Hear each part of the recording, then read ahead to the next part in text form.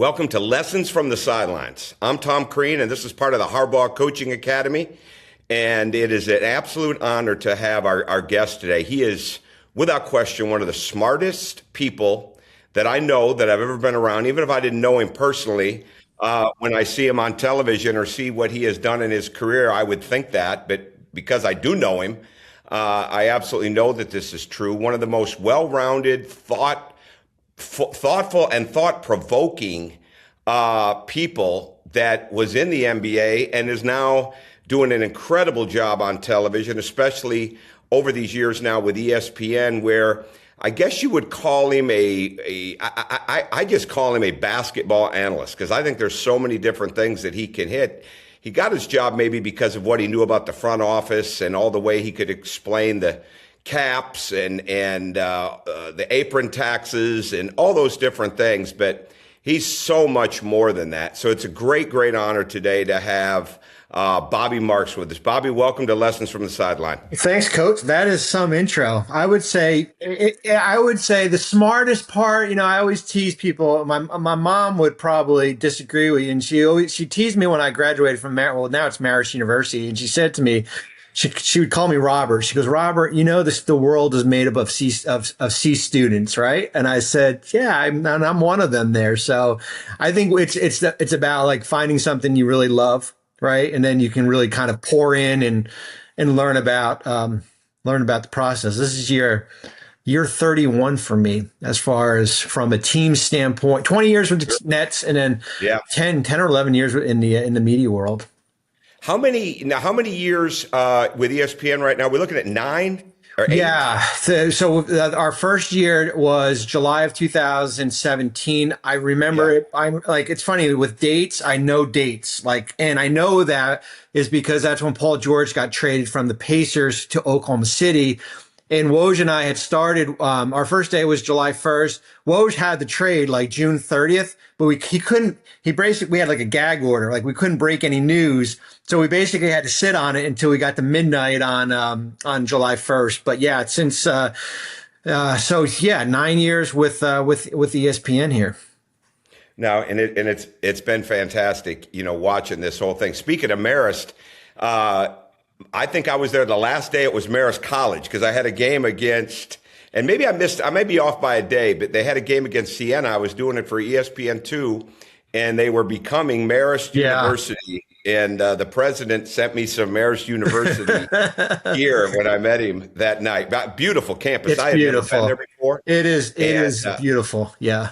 Absolutely. I knew about it from Chuck Martin, but because he had coached there, and who's now at North Carolina, but I'd never been there like that. It was a tremendous crowd, the whole thing. So many good spots that you have been, obviously, there. And I want to hit this because I know what I do when it comes to research and on the non-TV days, the non-travel days. And I got a pretty good idea of what you do, but I don't think people have any idea how much work goes into preparation for upcoming, for writing, for doing hits on SportsCenter, NBA Today, or for being on TV for countless times, days in a row. What's a typical day like when you're researching? Yeah, it's a lot. I mean, I do all my own research. I rely on, I share these with, Google Docs and storing information, and I type everything myself because that's kind of how I train my brain. I think that the NBA season works in different cycles. I guess there's quarters of the season here. I'll give you an example. So we get done with the trade deadline in February. I go to Tulane for about a week. We do this like sports law negotiation, which is one of my favorite events of the year. And I tell this to my editors, like March, like leave me alone, right? Like March is my research month, right? March is me getting ready for the off season. So I'll put together this big Google Doc on all 30 teams, and I'll add little by little to the point now I think it's at like 70,000 words. And it's everything you need to know, like storylines to watch, draft information, salary cap, extensions, depth charts, like everything. And I just keep on adding and adding and adding because what happens is it gets to the point where by the end of March, early April, I'll have to start writing our off-season articles. And for me, I didn't go, I wasn't a journalism major. So it's a little bit more challenging for me to write compared to like somebody who had gone through the process and is a natural writer. And I really rely on a lot of that information when I start kind of creating my storylines, when I can go on ESPN and talk about Giannis and trade suitors. And I always say, like, the biggest thing for that is it's like you're at dinner having a conversation, like with your friends. Like for me, it's just naturally to talk about it. So it's a process here. And as I said, it's a continual process. I finished writing an article that's going to come out pretty soon. It's basically what I would pay each of the top 20 free agents. So a lot of that is pulling from that information. Some of it's from my background. Some of it is looking at the market as far as what teams can afford. And then we also have the draft component too. So like I'm wearing the hat of, like representing 30 NBA teams when we're looking at their offseason. And then we get the draft process going. And same thing, create a Google Doc, 100 of the top prospects. Create a scouting report on every player, what I like, what I'm concerned about. And I just keep on plugging away information. One of the things we've talked about, I do is I sit with a lot of these draft prospects when they do their interviews. So I did about 65, 70 players in a 3-week period. I sat with them, did it on Zoom, and then I can take that information and certainly put it in this doc. And so when I'm talking about AJ Dybantsa on TV, and I'd be like, hey, I met with AJ out in Loyola, sat with his dad. This is what he's working on. And it gives me kind of a sense of who they are as a person and also as a player also here. But it's a continual process. We'll get to June, then we'll get to the draft, and then we'll get to free agency, and then we're on the trade alert. And then we get a little bit of a lull in August. I always said when I worked for the team, that was when we either had kids or we got married, right? Like August was like the month. And then when we get to September, or maybe for me, then I'll start putting another doc, what to watch going into training camp, all the different storylines and stuff like that. So for me, it's a lot of it is research. I tell my group at ESPN, like I consider myself the screenwriter, right? I'm writing the screenplay and then I'm going to hand it off to the 25 or 30 people that is with our writing group or the people on TV. So where they can really pull some of the information that they need. No, I think that's amazing. And we're going to get into some of the different things. First thing, like when I hear you talk, it's the epitome of leadership. When you stay ready, you don't have to get ready. Yeah. And you mentioned March being a time where you're really trying to research. Well, that's also the busiest time of college basketball. Yeah.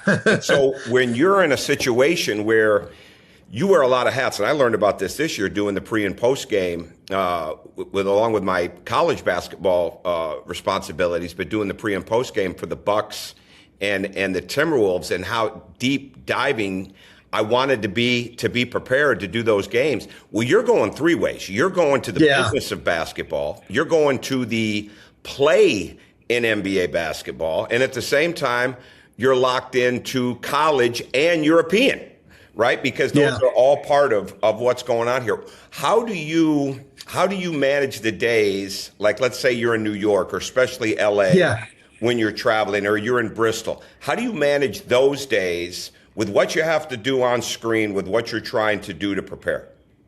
Yeah, I mean, so there's I guess there's different ways to look at it. Certainly, when you work from home, which I do for a good chunk of time, a lot of it is time management, right? Like, working from home could be great, and also working from home could be a counter there to it. As far as, so for me, it's like the night before I'm writing, I have a whiteboard on my desk, right, for my computer, and I got my little Sharpie here, and I'm writing notes as far as like, all right, tomorrow, what's the to-do on the list of things for tomorrow? A literal whiteboard you have right there. Yeah. Wow, that's great. I got it right. I got it right here. There. So I'm just writing notes, and I have, like, for me, like, structure is like the most important thing. Like, I need to know when I got my writing assignments. When are things due? What am I going to, if I'm writing my off-season articles, I'm going to do these two teams a day, or I'm going to space it out. Or if I'm doing, when I'm meeting with, 15 draft prospects over a couple days. Okay, this is the hours I can do, 5 to 7. I'm going to do some of my writing in the morning. I'm going to watch tape in the afternoon. And then all of it is kind of just adds up into everything. I think the worst thing to do, it's like going, if you're taking an exam, like the worst thing that you do is like study the night before. Sure. So for me, even though what I'm doing in March doesn't impact June or July, I'm setting the table for that already. Yeah, absolutely. Absolutely. And you mentioned this with Tulane sports law. And what's fascinating about you, too, is not only are you a learner, not only are you a researcher, but you're a teacher and you give back. Yeah. And so you're not only, and I want to hit this, like you do the work. You mentioned 75 draft prospects. Well, when you started out, it wasn't 75, right? No, Jason, the first person was Jason Tatum. Amazing. That was the first draft prospect. So Jeff Wexler, who's still his agent, had reached out to me, and this is post Nets, and I might have been with Yahoo or maybe my first year with ESPN, and he had reached out and he was like, "I think that you'd be really good at this, just because you worked for the Nets and you sat in the rooms when you're interviewing players." And I was like, "All right." So Jason was the first player. We got on Zoom for an hour. We went through 60 questions about everything. And now this is really just built up through, I think I do every agency except for maybe one or two. You can call me, and I'll work with any player. I give the lesson. When people ask me about networking and meeting people, I always tell the most important thing is to treat everyone on the same level, right? And I say that is that it doesn't matter if you're Rich Paul, who's one of the most powerful agents, or if you're a guy who's just starting out. And why I say that is that about 5 or 6 years ago, I had gotten a call from an agent named Aaron Riley. Aaron is a Jersey guy like myself, and he called me. He's like, "Hey, I got a couple of draft prospects. I don't think they're going to get drafted, but I would really like for you to sit down with them." And he's like, "Here's their names." And so we get on a Zoom, and one of them is like this skinny white kid, right? He was at like Wichita State, and then he's at Oklahoma. And I'm like, man, I don't know if this guy's going to get drafted. Like, I don't know if this guy can, but you know what? I'm going to treat him like he's a first round prospect, right? So we do the interview, we get him all ready. Austin Reeves, right? Turns out, so whenever I see Aaron at a Laker game, and we'll be talking, and he'll say this to people, like, and to embarrass me a little bit, he go like, "He's the only guy that called me back," right? He's the only guy that would call me back, and he didn't care if I had a guy undrafted or he was the only guy that gave me an opportunity. And I think that's with this process when we go through the draft prospects. Like, my goal is to put these guys in the best position possible. There's no skin in the game for me. I'm not getting paid through this here. It helps me when I'm on ESPN, whether it be at the combine or on the night of the draft, when I can talk about Michael Brown and talk about his journey and his dad. And, hey, there's questions about his back. All right, let's walk through the process. I talked to him. This is what he said to me and everything. So that is, as far as from that perspective, I love it. It's a lot of work and everything, but there's a lot that I can kind of take away from it. No, you're exactly right. Woj before, and Woj was at his own level. Adrian Wojnarowski was at his own level with the writing and with his ability to report breaking news and report draft things and things of that nature. Now Shams is doing it, but what you're doing is they're bringing information. You're bringing knowledge to this. You're bringing an inner knowledge. Obviously, Adrian's got a ton of knowledge, but I mean, as far as like he's bringing information, and you're bringing knowledge of the player. And to me, I think that is so big. I think that's one of the things that Jay Billis brings. And when he goes into the NBA, he knows so much about the college player's journey that he can talk about it during the game. And so, like, Tim Legler is Tim Legler because Tim and Richard Jefferson played, and Tim is so researched and knows so much about the game. Well, here comes Jay, and Jay can give you a different light based on what he's known about the kid since he came into college as a freshman or maybe even earlier. And I think that stuff's fascinating. And I think that's some of the people love that, right? Because it's something they can't get everywhere else. And it's another thing that you do. So you're not only preparing draft prospects, but you're preparing people to have a career in basketball. Yeah. Yeah. Now, is it? I know you do it in July at Yeah. the Las Vegas Summer League. Yep. Do you do it throughout the year, or is it Yeah. more just that week?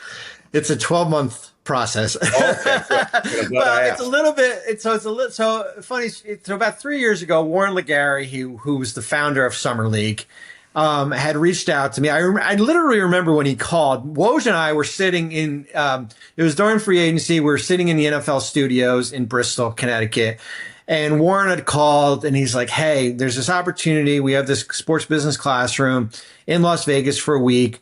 I think you would be really good at this. We're looking for like a lead instructor. And I was like, oh my, I don't know how I can do this. We got the draft, we got free, like, I don't know how I'm going to be able to parlay my time. And he's like, just come out. He's like, just come out spend a couple days with us. And I went out there, spent a couple days, and I got home and I was like, you know what? I think I could do this. Like, I think I can do this because I'm at I always tease people. I always say I'm like on the back nine of my career where like you eventually get to a point where You're 53. You're not on the back nine. where you have to kind of give back and everything. So I started with Sports Business Classroom. It is every summer in Las Vegas. This year it's July 12th to the 18th. Going into the first year, I was in Italy on vacation with my family and I started writing this PDF this CBA 101. It's a PDF now on the CBA and basically dumbing it down for people to kind of understand it without like lawyer speak. So we put that together. Then we put another guide where I track every transaction. We apply how the CBA works and how you can get a general understanding.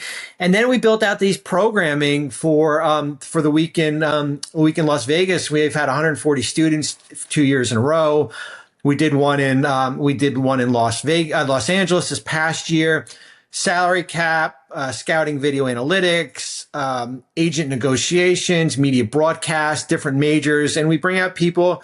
Some of them are students. Some of them are people looking to make a career change. I'm accessible for them to continue keeping in touch with me year round. Like funny story, we had a lady who was a DA in Dallas. And she was thinking of making a career change, and she did. And she wound up getting certified. And she's representing a lot of college players as far as in the NIL space. And she reached out to me back in, I guess, March. She had a couple transfers in the portal. Hey, is there anyone at ESPN you can reach out? And I said, yeah, here's the number who handles all of our transfer stuff. Get in touch with him and kind of go through that process, and you can get some exposure there. I want to get into evaluation and I want to get into the draft and things like that, but I really want to go into your wheelhouse right now, which is roster building, roster construction, roster management, acquiring assets through the draft, cap space, navigating all those things. And let's start right now with who might be the top two in the NBA with what they have to look forward to. And then they're in the Western Conference Finals now. And that would be the Oklahoma City Thunder and the San Antonio Spurs. What do you see when you see two those franchises that aren't going anywhere in the near future? I think Oklahoma City, they certainly do the Shai Gilgeous-Alexander trade with the Clippers. I guess 4 or 5 years back, you get Shai, who was not considered an MVP at the time, but a young rising star, and then with that comes Jalen Williams as far as one of the picks that you draft with, and then you draft Chet Holmgren in the top 3. And they've done a terrific job as far as around the margins. When you look at Case and Wallace and AJ Mitchell and trading for Jared McCain and Isaiah Joe, like the list of players, like their depth, right? Like their depth is incredible here. They've got a litany of draft picks going into the future. So although this team is probably going to get expensive this upcoming offseason, they can continue reloading through the draft. They've got 2 picks in the top 17. They've got a lottery pick from the Clippers. They've got seconds to add. So they'll continue doing that. I think with San Antonio is a little bit different. Certainly a team that had been to the playoffs, for 20 years, they had that stretch going. Listen, they get a little lucky in the draft lottery. You get Victor at number 1, and then that changes the dynamics. And then you draft Castle, and then you draft Dylan Harper, and you had some players from prior, whether it be Devin Vassell and Keldon Johnson, and Champagne, who's an undrafted player, and you have some veterans with Harrison Barnes, and then you go out and sign Luke Cornett last. So you basically have added each year to these rosters, and that's why like depth matters. Like depth is like the most important thing when you're building these, especially when you're getting to the playoffs. And I think that's where like Philadelphia, for example, like Philadelphia gets through an exhausting series with Boston. Embiid doesn't play game two, and then you're relying on your bench. That really was kind of a little bit of an Achilles here. But I just look at these teams aren't going anywhere. You know, we live in a world of aprons and salary cap and restrictions and stuff like that. But I think if they're two teams that are built to kind of sustain these rules. Well, and I think you're exactly right. And I think when you talk about it, and you mentioned it off air, is how many draft picks those two teams have combined moving 50. forward. It's crazy. 50. It's absolutely 50 in crazy. the next 8 years. Here's a tough question. Here's a tough one because I don't know the answer to this. What would be if those are the top two that are set up? If you're going to look at trajectory of the Western Conference, yeah, and those are the top two. Who's third? Who, in your opinion, is third? Oh, that's a good question. I mean, Portland loses in the first round. They control Milwaukee's first for like from 2028 to 2030. They still have a nice young nucleus. Denver's last, coach. Denver, like we tiered these teams. We put them in 7 tiers. Denver's in the last tier. They don't have any draft picks to trade in the first. They've got like 1 second. They've got one of the best players in Jokic. So the concern is that when these players get older, what is the next level of players coming up the system? And I lived through this when I was with the Nets. Like we had 2 years of going to the NBA Finals in 02 and 03. Right? We lose to the Lakers. We lose to the Spurs. We've got Jason Kidd. We've got Kenyon Martin, Richard Jefferson, some veterans here. And then ownership makes a decision. You know what? We don't want to resign Kenyon Martin. We hit a little bit of a lull. And then we get Vince Carter, right? So this kind of sustained things. And I always tell people this, the reason why that product wasn't sustainable, we didn't draft well. Like we didn't draft well. You look at the players that we had missed on. Sean Williams, who was from BC, Marcus Williams from UConn, Josh Boone from UConn, Antoine Wright from Texas A&M. If you hit on 2 or 3 of those players, well, that's going to be your foundation when Jason Kidd gets older, when Richard Jefferson gets older. So what happens is Kidd gets traded, Jefferson gets traded, and now instead of relying on the Dylan Harper and Stefan Castle and Devin Vassell's of the world, you have guys who didn't make it and everything like that. So I always say, like, that's the most important thing, is to kind of identify when you have an aging team or an older team. And to have, I'm concerned about Golden State.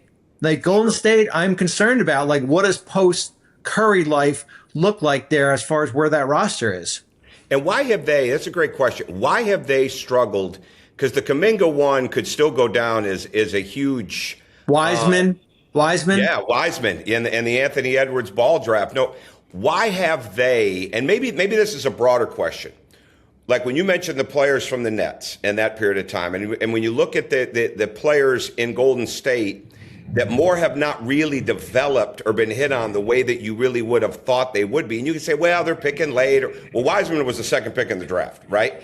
What are they missing? Is it more, are they missing something on the front end in the draft, or is it more they're missing something on the development side once they're in there? I think it's a little bit of both. I think there's the development point of view. I think there's the patience. I think when you're a win now team and there is a priority, like if you see the Curry window, it's only open for so long, you're trying to, whether it be, Brandon Podziemski, that's a little bit different. When you're drafting in the teens and you can get a guy that's been in college for 2 or 3 years, that's a little bit different. But I do think there is the patience level where I think some teams, when you're trying to win a championship, that the leash is a little bit shorter here. Like AJ Mitchell, he gets picked 38. We saw him, and I had watched AJ at UC Santa Barbara. AJ played 5-on-5 in Chicago. Picking up guys half court, man. Like he was up guys' rear ends and stuff, like diving on the ground and stuff like that. So they draft him at 38, and that team had already, I think that team had already gone to they'd already gone to the playoffs and lost in the second round of Dallas that year. But that was a team in a position where we had a lot of young guys in Oklahoma City. We could kind of bring them on as a two-way. We can develop them. We can then convert them, and then we can kind of turn them into a bigger role. But yeah, it's, there's no exact, I don't want to say strategy, but from a draft is the draft sometimes separates like really good personnel departments than ones that are, kind of lacking behind. And I'm not saying that's what Golden State is, but I do think when you're a little bit of a win now team, I think it changes the dynamics. Like Boston, I've given Boston like the example this year. I say Boston is because it disputes the notion if you have three players that are making like $40 million or more, and you're basically top heavy, and then people say, well, you can't add minimums, you can't add draft picks. And I say, well, what Boston did this year, and I know they lost in the first round, is they had five guys on their bench: Namus Keita, Baylor Shireman, Jordan Walsh, Ugo Gonzalez, and Luka Garza. Guess how much those five players made? $13 million. Yeah, I was going to guess 20, and I probably would have been way too high. Between it, and they all had some type of rotational role. So when Tatum's out for most of the season, one of those guys can step in. When you lose Porzingis and Horford and Cornette, Keita starts for you. So like if you can land that as far as your bench, that makes a big difference there. No, absolutely. If you look at Oklahoma City, we're going to stay in the East. If you look at Oklahoma City and San Antonio, who in the East, I don't know if we could say anybody's on that trajectory, all right, but who would be at the top of the East when you look to the future of where that is going to be on that side of the NBA? Probably a team that didn't make the playoffs. I think Charlotte is really positioned well. They lose in the play-in. I always tell people the most important thing is playing meaningful games in March and April. Just putting their guys in a position that games matter. You're competing for something, the play-in spot, playoff spot. I think where Charlotte is, they're at 14 and 18 in this year's draft, so they got two in the top 18. They have most of their roster back. Their starting lineup, certainly when LaMelo and Brandon Miller and Miles Bridges and Dybantsa and Kneppel and Khan, who was terrific. You hit on the fourth pick in the draft. You hit on that, and you hit on some of you, Kalkbrenner, Sion Jane. You hit on those guys in the second round. That certainly helps. So I think where Charlotte is positioned wise, I think they're in a really good spot. Listen, New York, who's in the conference finals, basically gave away their picks for a win now trade and Mikal Bridges. Those players eventually will get older, but for right now, they're in the thick of it here. But yeah, I think if I was picking out of the teams that were in the top 8, Charlotte, Detroit, when I wrote Detroit, their hard article to write, because like sometimes patience isn't always rewarded. Right? Like they basically have organically built it with Cade Cunningham and Jalen Doran and Asar Thompson, and haven't traded their draft picks and have built it through some fringe moves here. And now you lose in Game 7, and people want to say like, blow it up, go trade for Giannis, go do something like that, and it'd be like relax, relax a little bit here. So you always bring reality to it because you put the numbers up. Well, right? And the funny thing, I always tell people too, like I say, there's only 450 players in the NBA. There's only and we've got these complex rules, and just because a team loses in the first round, it doesn't matter, mean all of a sudden that you're going to just kind of, tear down your roster and everything. Exactly.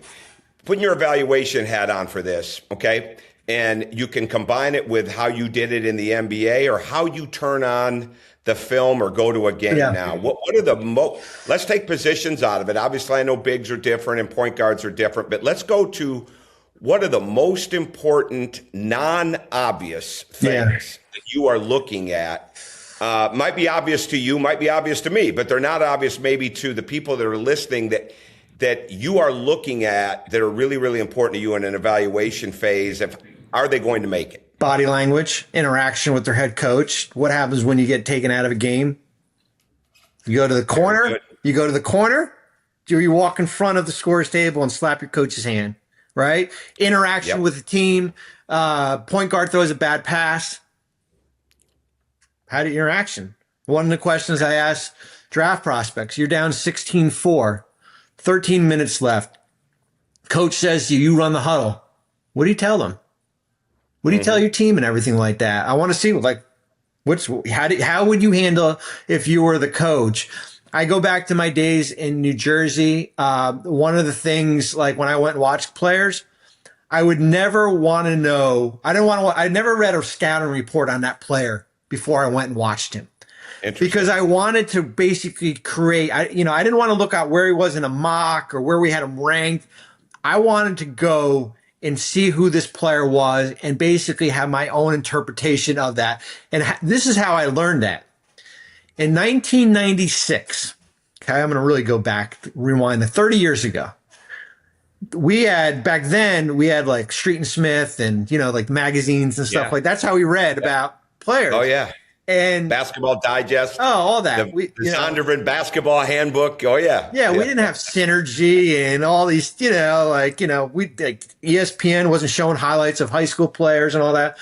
So I had worked for Willis Reed, was my first boss, and Willis said to me in March of 96, he says, hey, there's this kid in Philadelphia I want you to go watch. I'm not going to tell you who he is. Okay. I'm going to just tell you they're playing at LaSalle. It's the semifinals of the state championship in high school. And I want you just to go and write notes and see tell me what you think of this player. I read about him in Street and Smith. I said, okay. So I take the train down to 30th Street Station in PA, get in a taxi, go to LaSalle, and go walk in this gym. It's packed, packed, and I'm sitting there, and all of a sudden I see this player, right? In the front of his jersey, Lower Marion. And I'm like, who is this 6'6" guard? It was Kobe Bryant. Amazing. How old was he? 17? 17. Wow. So from there, that is how I want to approach things. I think it's a lot different now because we live in an information age and there's a lot more information available. And I always use Kobe as an example because when we brought Kobe in for his workout in May of 96, back then you were allowed to work out your own players against them. Sure. So that really gives you a true idea how that player stacks up. Like he went up against Ed O'Bannon and Khalid Reeves, player of the year, 95 player of the year, national champion, Khalid Reeves, all Pac-10 guard at Arizona, right? Goes in there and kicks their rear end, right? So then it gives you, as I said, that idea as far as what I saw 3 months ago down in that gym at LaSalle, and then I can kind of carry it over to, when we're evaluating them in workouts and everything. No, that makes a ton of sense. Speaking of Kobe, AJ Dybantsa, from BYU, heavily looked at as maybe as the number one pick in the draft. Could be two. We'll see. Do you see any characteristics between the young Kobe and the young AJ?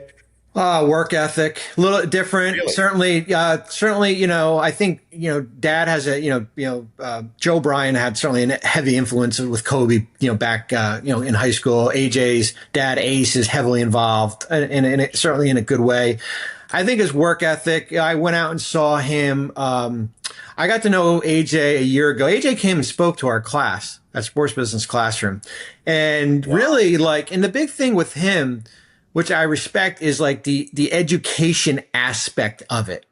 As far as, hey, I'm going to BYU to play basketball, but this is what else I want to do. To the point where I go out to LA, this was in mid-April, and I go over to Loyola, and so I walk in the gym, and I say to AJ, I said, you know who played here? I'm going to give you a little history lesson. Who played here? What famous player? Hank Gathers. I said, okay. I go, what do you know about those Loyola Marymount teams? He goes, I know they put up a lot of points. I said, no, they did. And so we start talking, and I sat and watched him work out. And his dad comes over and sits with me, and we're talking. He goes, Bobby, I don't know if he's going to stay in the draft. I say, hey, I'm like, Ace, come on. He goes, no. He goes, he's thinking about going back. He's like, the education component is important for him. The ability to get his degree, the ability to stay in college, just something his mom wanted. So I had that in the back of my mind. But then I start watching him work out. And the two things I had a question about was the ability to stretch the floor. Can he develop a consistent jumper, from three? The ability to put weight on. And I go in there, he's 217, 218, had put about 6 pounds on since BYU, working on his handle, the ability, stretching the floor, shooting top of the key threes, corner threes. And Ace said to me, he's like, this is, he does this twice a day. Wow. Like, he comes in the morning, and then we do this back at night, and then we start the routine. So, like, I think the most important thing with him is, like, does he love the game? And that, I was like, I watched, you watched him a lot, and I watched him play, 3 or 4 games in the Big 12 tournament, and he didn't feel like he got tired at all, and he had less around him and everything here. But that is, that's what, that's what I really enjoy when I watch him play. Let me ask you this about the guards, okay? Because Darren Peterson is up there, and we could spend a lot of time on him, but I want to go to this group of guards, right? Mm-hmm. We've got Keaton Wagler. We've got Michael Brown Jr., who you brought up. Yep. Braden Burries from Arizona. We got Kingston Flemings from Houston. And we have Darius Acuff Jr. from Arkansas. Yeah. You don't have to give a 1 through 5 ranking, but who do you like? Who are your 2 favorite of that group? If you're picking a guard after Darren Peterson, who are your 2 favorites? Can I add a 6 to the mix? Yeah, because I don't think he go. I'm going to talk about as far as a guard. I don't think he goes in the top. I want to put LeBaron Philon on there. Oh, okay. Because I was going to go with Bennett Sturts. Good call on Philon. Yeah, you could him. There's so many. Oh, I know. Why LeBaron is. So I talked with him a year ago when he went through this draft process last year. And he went through, and then he goes back to Alabama. And then I said to him when I met with him a couple weeks ago, I go, "What did you learn through the process? What did you need to get better at?" And he said, "Teams told me I needed to be more consistent from 3." So he goes from 32 to 40 on 3-point percentage. They want to see me as more of a lead guard, right? They want to see me kind of, and he averages 5 to 5.1, 5.2 assists per game. So what that told me was that the ability to get better, the ability to take information that people gave him and really kind of translate it on the court. So that's one of the things I like about him. As far as the other 5, listen, anytime you go to Houston, you're going to have to guard. Absolutely. Right. So there's Flemings for you, right? 6'3", terrific kid, like family. His sister's going to Duke to play for Kara Lawson with the women's team. Like, really good family, competitor. Acuff is a competitor. Like, he's like the question with Darius, and he went to Arkansas because he knew the ability for Cal to develop guards. Sure. Right. Like, the history of guards, whether it be Derrick Rose or Shai Gilgeous-Alexander or Jamal Murray, like, there's a lineage there of guards. Yeah, John Wall, and that's where he went. Now the question, and I told this to Darius, you're going to be asked about your defense, right? Like, you're going to be asked, do you take plays off? Walk me through this possession here. And he's well aware of that and everything. And he's like, listen, the burden offensively maybe took a little bit of its toll defensively here. Keaton Wagler is, goodness gracious, a guy that came out of nowhere, right? Sure. Not even recruited, got great size. We talked about Michael Brown, Braden Burst, like, built like a free safety, man, like 6'4", 215, grab and go. His upside. Grab and go. I always ask players, like, who do you like to watch? Who do you like to study? Usually it's like, hey, like LeBron, Giannis, he's like, I watched the 2010 version of the Bulls. I grew up with Tibbs teams. You Wow. know, like that's what Derrick Rose pre-injury, Taj Gibson, Luol Deng, Noah, Jimmy Butler when he was there. Like those are the guys Yeah. I studied and everything like that. But it is a deep group here. I mean, I don't know, gun to my head, I guess I would say Flemings and probably Wagler, just based on the position of. I don't think. I like what you said with Yeah, Phylon, though, too. I think Phylon's I think his floor is yeah, Malik Monk. I think his ceiling could be yeah. De'Aaron I Fox. agree. Right? And I hate putting ceilings on any player, but when I watch him play him, and there's so much wiggle and ability like a Malik Monk, and Malik Monk is a high level Yeah, scorer. Obviously, he's been through his ups and downs in the NBA, but he is a high yeah. level scorer. But bottom line is there's so many good players, and I just man, we could talk about this forever, but this has been great to have you on this. It's been great for people to learn your history, and not only learn your history and learn your current, but learn the process of how you get there. Because not only are you embarking on what you do, but you're bringing a lot of Yeah. people along, whether they're prospective draft picks or whether they're people that want to get in to the business of sports, the business of basketball. And I think it's you talk about contributions to the game, right? Being a contributor to the game, and at the same time making people at home that much smarter, that much better, that much more knowledgeable, and that much more common sense understanding. Because I think I've told you this before. I think every show you're on, you bring no matter where that show goes, no matter if it gets wild, no matter if it gets dramatic, you bring it back. You bring it back to common Well, sense. it's fun, and I appreciate that. And real quick, what I learned was when I did SportsCenter one night when I first started with Nicole Briscoe, and we were talking about like the bird exception, right? And so basically, the bird exception is the ability to resign your own player, and you can exceed salary cap. Sure. And we did a segment on it, and I was talking about that, and she pulled me aside, and she says, "Just here's a tip for you. Nobody knows at home what the bird exception is. You have to explain what it is. Like if I'm John Smith sitting on my couch, it's like you talking about a play, right? Like you have to simplify it and you have to explain what it means. And you basically, I said, you have 45 seconds to give your best. So when Perk, who I love, is on TV and is asking me, throwing out crazy trade stuff about everything, I can say to him, hey, I understand where you're coming from. Here's why it doesn't work, right? Like I'm not going to say like, that's not, like I can actually make it look like, hey, you know what, maybe, but here's why it probably doesn't work here. Oh, no, I think you're great at that. And then they learn something too. Well, our listeners and viewers have learned something from this. And Bobby, I appreciate it very much. And this is another episode of Lessons from the Sidelines. Hope you enjoy it. We'll see you next time. Thank you.